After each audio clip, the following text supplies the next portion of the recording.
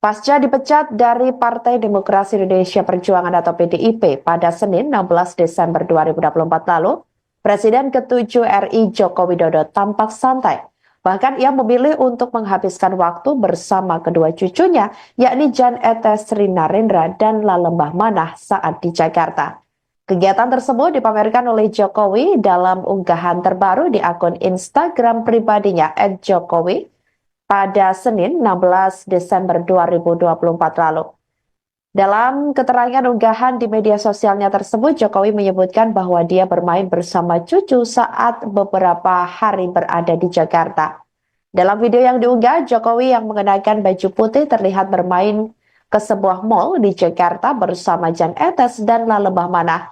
Terlihat juga Wakil Presiden Gibran Raka Buming Raka sekaligus yang merupakan putra sulung Jokowi beserta istri menemani kegiatan ex-gubernur DKI Jakarta tersebut. Kemudian Jokowi tampak pergi ke bandara untuk bertolak ke Solo, Jawa Tengah. Jokowi juga terlihat mengantri ketika memasuki pesawat komersil yang ditumpangi.